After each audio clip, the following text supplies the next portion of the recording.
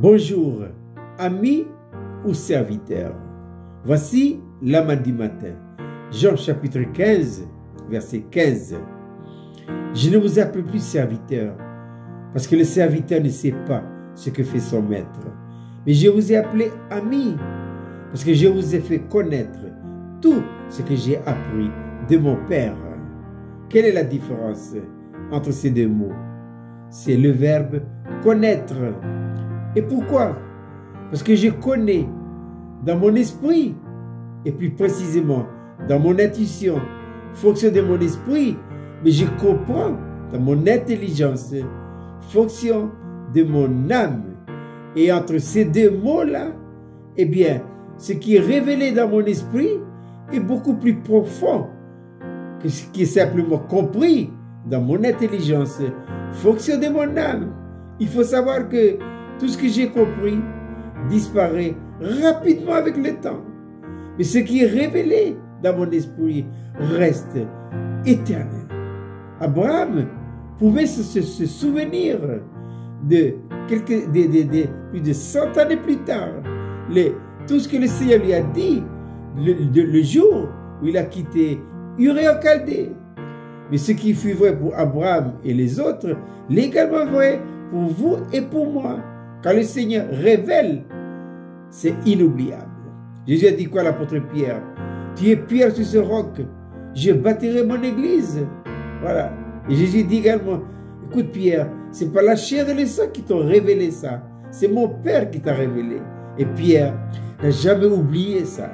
Ah oui, des années plus tard, ça revient toujours. Alors maintenant, revenons à la différence entre ami et serviteur. Tout ce que le Seigneur révèle, ce sont des mystères. Et un mystère, c'est un secret. Dans le livre de Deutéronome, Dieu dit ceci par la bouche de son grand serviteur Moïse. Les choses cachées sont à l'Éternel notre Dieu, mais les choses révélées sont à nous et nos enfants. Dieu révèle. Dieu révèle à notre esprit. Mais il faut que notre esprit retrouve sa juste place.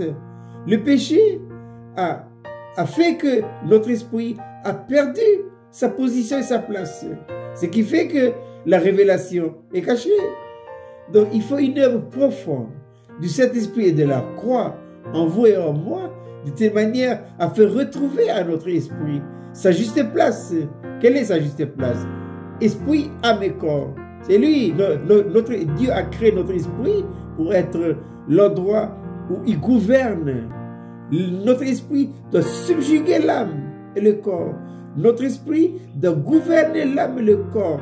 Voilà. Et c'est ainsi seulement qu'aura lieu la révélation. Dieu dit à propos d'Abraham, cacherai à Abraham ce que je vais faire. Dieu n'a rien caché à Abraham. Et pourquoi? Abraham est son ami. Alors, si nous sommes amis de Dieu, attendons à ce que Dieu nous révèle. Les choses cachées sont à l'Éternel notre Dieu, mais les choses révélées sont à nous et nos enfants, dit Moïse dans le livre de Deutéronome. Je répète cette belle petite malle pour ce matin, Jean chapitre 15, verset 15. Je ne vous appelle plus serviteur, parce que le serviteur ne sait pas ce que fait son maître. Je vous ai appelé ami, parce que je vous ai fait connaître tout ce que j'ai appris de mon Père. Je vous souhaite de passer une agréable journée.